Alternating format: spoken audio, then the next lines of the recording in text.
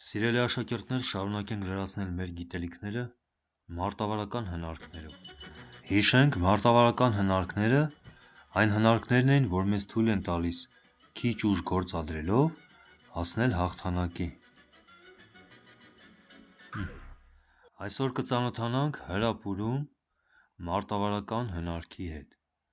Ինչպես և շատ այլ հնարքներ, այն կիրառվում է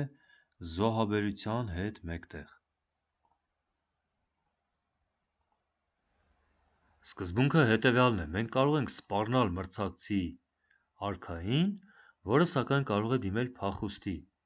մեր սպառնալիքներից կարող է փախչել։ Այս դեպքում, եթե արքան գտնվեր ոչ թե B8 դաշտում, այլ A8 դաշտում, ահա այստեղ,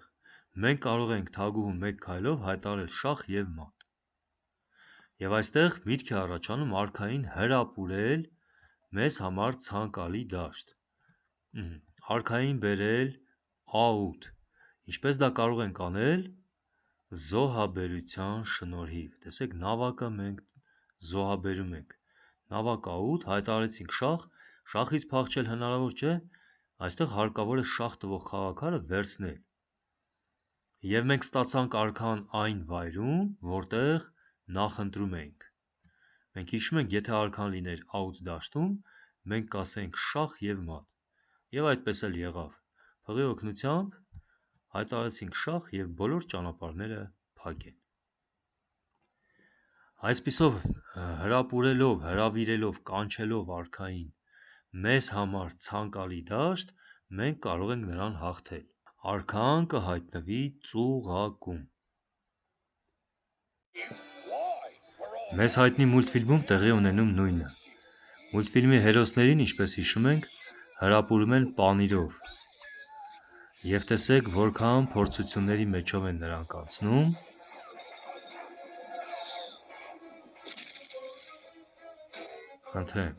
Սակայն ի վերջո պանիրը հրապուրումն ընդունելուն պես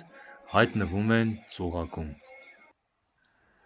Եվս մեկ օրինակ, եթե արքան լիներ A8 դաշտում, մենք կարող ենք ձիով վերցնել C7, հարձակվել և թագուհու վրա և արքայի կրկնակի հարված։ Հիմա կանչենք արքային A8 դաշտ, նորից դա հնարավոր է զոհաբերության շնորհիվ։ Նավակ A8 շախ, արքան վերցնում է A8 և խնդրեմ, արքան հայտնվեց մեզ համար ցանկալի դաշտում։ Մինչ այդ, ինչպես պլանավորել ենք, ձին վերցնում է C7 և կրկնակի հարված։ Հիմա շախին հեռանալուն պես մենք շահում ենք թագուհի։ Այսպիսի գեղեցիկ օրինակ։ Եվ վերջին օրինակը, այստեղ գործ ունենք թագուհու զոհաբերության հետ։ Տեսեք, թագուհի H7, սպիտակները զոհաբերում են թագուհի, սևերը ստիպված պետք է ընդունեն զոհաբերությունը և ստեղծում ենք կրկնակի շախ։ Բացում ենք նավակի ճանապարհը, սակայն այնպես, որ ձիով նույնպես հայտարարենք շախ։ Ձին վերցնում է F6 և մենք գործ ունենք կրկնակի շախի հետ, 1 և 2։ Հիշենք, որ այս դեպքում բոլոր խաղաքարերը սառչում են։ Ոչ մի խաղաքար չի կարող խաղալ, երբ նրա արքային հայտարարել ենք կրկնակի շախ։ Հարկավոր է խաղալ արքայով։ Հիմա արքան չի կարող փախչել G8, որովհետև ձին նույնպես թույլ չի տալիս, չի կարող փախչել H8 և չի կարող փախչել G6, այստեղ զինվորը չի թույլ տալիս։ Տեսեք, շախ և մատ։ Ուրեմն զոհաբերելով թագուհին, մենք արքային հրապուրեցինք H ուղղաձիգ, որտեղ նրան սպասում է նավակը։ Վերցրեց H7, բացեցինք նավակի ճանապարհը կրկնակի շախով և մատով։ Շքեղ օրինակ էր։ Ահա այսպիսի տեսք կարող է ունենալ հրապուրումը մուլտֆիլմերում։ Հրապուրելով այստեղ ավանակին, մենք կարող ենք այնպես անել, որ նա շարժվի մեզ համար ցանկալի ճանապարհով։ Եվս մեկ օրինակ մեր դասագրքերից, այստեղ ձկնորսը հրապուրում է ձուկի կին։ Վարժություն տետրերում մեզ խնդրում են մատ հայտարարել երկու քայլից, օգտագործելով հրապուրում հնարքը։ Այս պարագայում, եթե մենք նավակով հայտարարենք շախ, սև արքան կարող է մեզ հարվածել։ Այ եթե արքան լիներ a8 դաշտում։ Այո, մենք կհայտարարենք շախ և մատ։ Սա նշանակում է մեր նպատակն է արքային հրավիրել, հրապուրել a8 և հիշենք, որ դա մենք հիմնականում անում ենք զոհաբերությամբ։ Նավակ a8 և շախից հետո արքան չունի փախուստ, նա ստիպված պետք է ընդունի մեր զոհաբերությունը։ Ընդունեց զոհաբերությունը, հայտնվեց մեզ համար ցանկալի դաշտում, դադարեց հսկել c8 դաշտը, ասեք այժմ չի հսկում, երբ b8-ում էր, նա հսկում էր, այժմ չի հսկում c8 դաշտը, և նավակ c8 քայլով մենք կարող ենք հայտարարել մատ։ Այսպիսով, առաջին քայլով մենք զոհաբերեցինք նավակ a1-ը a8, ահա այս քայլը։ Սևերն ընդունեցին զոհաբերությունը, արքան վերցնում է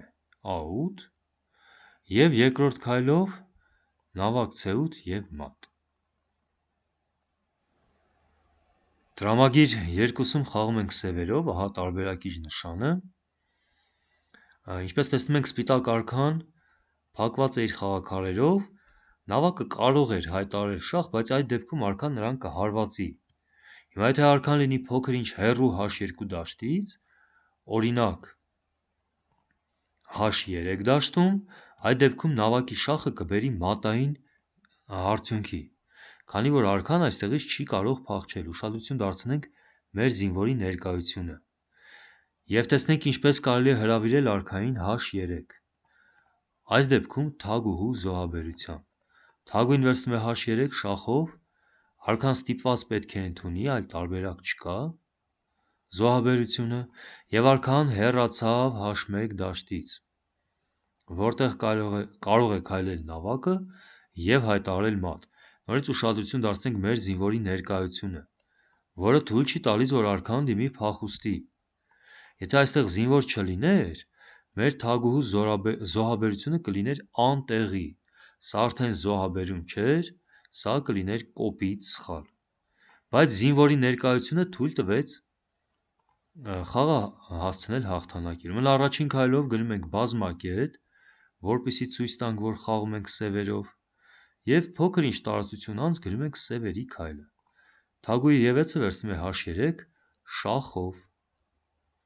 Սպիտակները պետք է ընդունեն զոհաբերությունը, երկրորդ տողում մենք սկսում ենք գրել սպիտակների քայլը, և արքան հեռացավ h1 դաշտից, որտեղ կարող է քայլել նավակը շախ և մատ։ Խնդրեմ, զինվորի հետ միասին համագործակցությամբ արքան չի կարող դիմել փախուստի։ Նավակ f1-ը h1 մատ։ Եվ տրամագիր 3-ում մատ հայտարարենք 3 քայլից։ Այս պարագայում եթե մենք կարողանանք թագուհուն բերել h7, սա կլինի շախ և մատ, զինվորի օգնությամբ, քանի որ զինվորը կպաշտպանի թագուհուն, և զինվորը թույլ չի տա, որպեսզի արքան փախչի f7, այսպես։ Թագուհին h7 կարելի է բերել խաղալով h4 օրինակ, և ապա h7, բայց այս դեպքում, տեսեք, եթե մենք խաղանք թագուհի h4, հիմա քայլը սևերինն է։ Այո, մենք սպառնում ենք մեկ քայլից մատ հայտարարել, բայց հերթը սևերինն է, և սևերը կարող են իրենք մեզ հայտարարել մատ։ Շախ և մատ։ Ուրեմն հարկավոր է թագուհիով հայտնվել h7 դաշտում այնպես, որ սևերը չկարողանան հասցնել խաղալ այլ խաղաքարերով, պարբերաբար հայտարարելով շախ։ Մենք արքային հրապուրենք h8 դաշտ, հիմա կտեսնենք ինչու։ Նավակ h8 շախ, արքան ստիպված պետք է ընդունի մեր զոհաբերությունը, փախչելու տեղ չկա, և արքան հայտնվեց h ուղղաձիգում։ Հիշում եք, երբ մենք թագուհին քայլում ենք h4, այն ժամանակ սևերը կարողանում են մեզ հայտարարել մատ, այժմ չեն կարող, որովհետև մենք h4 եկանք շախով։ Մենք արքային հրապուրեցինք h8, որպեսզի թագուհին մոտենա h4 և դա տեղի ունենա շախով։ Հիմա պետք է արքային փրկել, շախից ազատել։ Այս պարագայում արքան կարող է վերադառնալ Ž8, ուրեմն նախ գրանցենք քայլերը։ Առաջին քայլից հետո սև արքան վերցրեց նավակը, Արքաժեոտը վերցնում է հաշուտ, երկրորդ քայլով թագուհի h4, նորից շախ, ահա այս քայլը, արքան շախից նահանջեց, նորից վերադարձավ շ8, և այժմ մենք արդեն կարող ենք քայլել h7 և հայտարարել մատ։ Խնդրեմ, մենք թագուհուն բերեցինք d4 դաշտից h7 մի քանի շախերով։ Շնորհակալություն ուշադրության համար, մինչ նոր հանդիպում։